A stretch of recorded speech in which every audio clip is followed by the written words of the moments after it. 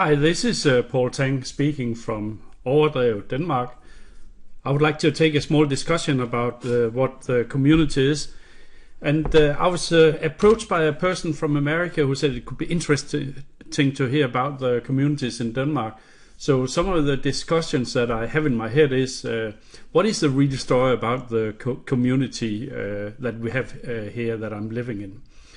And especially what is interesting seen by American eyes, because if I'm going to make a lecture in America, it should be something that's not far away, but something that is relevant for the people who listen to this discussion.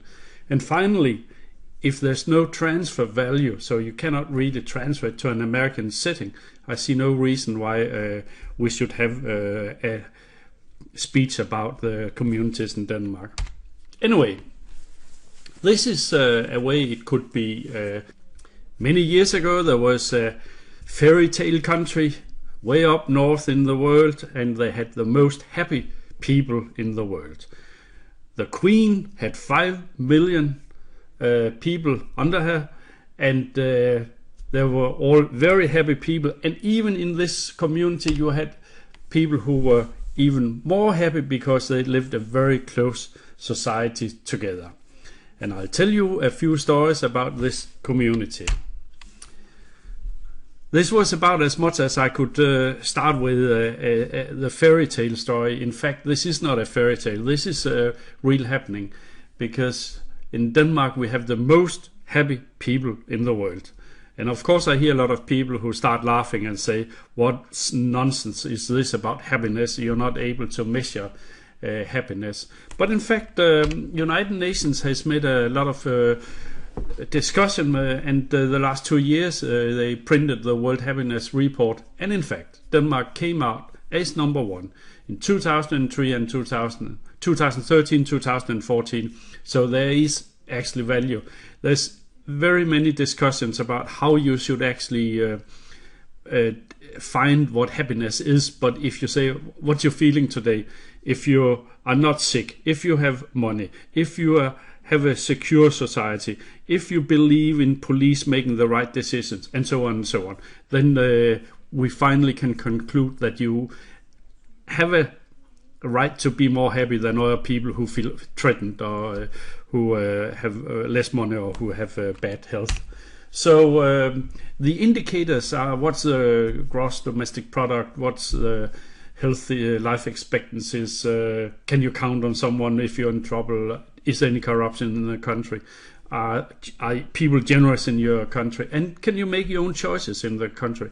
And if you can say yes to most of these things here, you would consider that you live in a surrounding where you live in a happy society.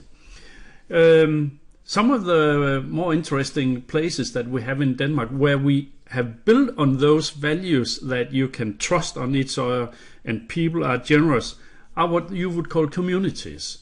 So 75 places, 100 places in Denmark, you have this community thought where you have 100 people living together in 20 to 25 buildings, and they work together, they eat together, and they work in the surroundings together. And they have to be dependent on each other, because every night or every second night you go over and you eat together with the rest of the people.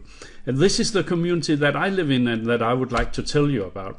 It's called Overdrevet, and it's a place where we have 60 people, 65 people living in 25 individual houses. It was part of an original farm where there's still a lot of land, so we grow a lot of vegetables and have our sheep and hens and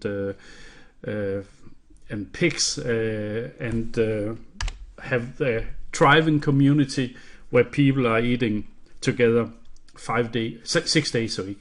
So what does that mean, to eat together so many days? It means that you have to work hard the weeks where you're working on the kitchen team, but then on 7 out of 8 weeks you simply go over to get something to eat. No preparation of food, no shopping, no cleaning, no nothing. You simply have a lot of time left over to do whatever your interests are in the community. And coming back to these discussions about the happiness, if you look at the United Nations happiness report, you would see that the most happy countries in the world are people in Northern Europe, Switzerland, and what actually I think is important here is that there's a lot of trust in your neighbor in these countries here. So coming to have a look at the United States, well, they dropped down to number 17 on the indicators that the United Nations board had made on this issue here. And that's a bit sad to see that you probably claim to live in the most happy country in the world, but that is not indicated by the statistics that was found by United Nations. My question goes like this: were you able to transfer this idea to Florida? Because if you look at a similar portion of Florida, like Jacksonville, you would see that there should be something like 75 communities where people easily could find a place to live in. So what is it that you get in those communities? What is the characteristics in those communities? Well, we have been very focused on energy and renewable energy, so we have our own windmill. You can buy a windmill for $500,000 if you're 25 people together, but obviously if you're on your own, that's quite complicated, that's quite expensive to do that. You can have a lot of animals, because many people like to work with animals, and especially it's very good for the kids to be together with animals. You have a thriving social life where you can come together, and a lot of people wouldn't go much outside to find new friends, because they're so close related to a lot of those people who live in the community. Another thing is that we are trying to have values that everyone should join the group. So the women should work with technical stuff, and men should work in the kitchen, and so on. It's not as much as it used to be, because values are changing and you have to be more specialized in order to repair things, do things. Another thing you actually get when you live in such a community is that you have someone who likes to organize things, so it's very easy to make excursions and tours and so on, because if people organize these things, it's easy for you to join them. And here are the real winners of this society thought. This is the kids. The kids love to be here. They just go out in the yard and say, is there someone that I can play with? And they always find someone, like a lot of sisters and brothers, that they can be together with. It's very hard for them to move away from the community when they're young, because they're so close attached to all the other kids in the society. And here comes a big question then: are we able to transfer this situation to America? Could we raise the American flag and have a community with 60 people eating together, working together, having a trustful society together?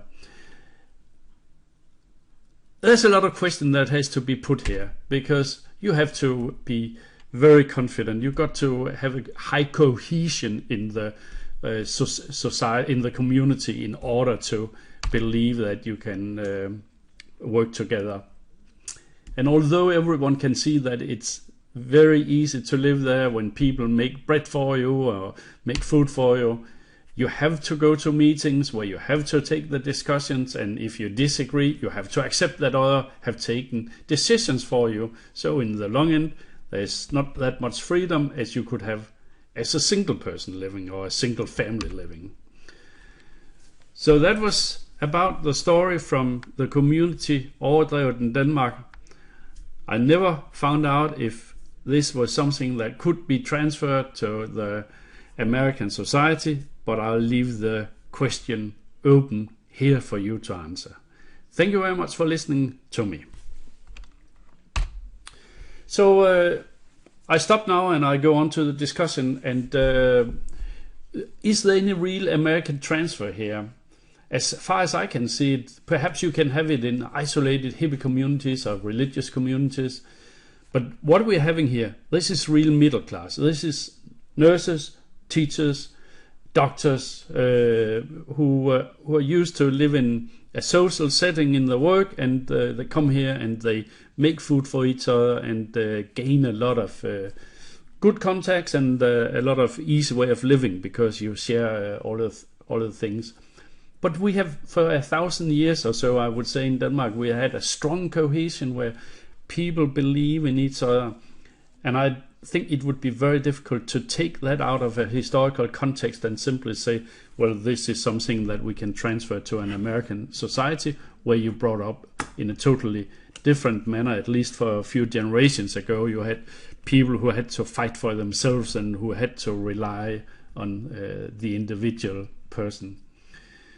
And as I mentioned before, if you make the decisions in the community, would everyone accept those decisions? And if you do not accept those decisions, well, it's not gonna stay for long, this community. So all in all, this is where we are. I'm very reluctant. I did not like the pictures I saw from Ferguson that showed very little cohesion in the American society.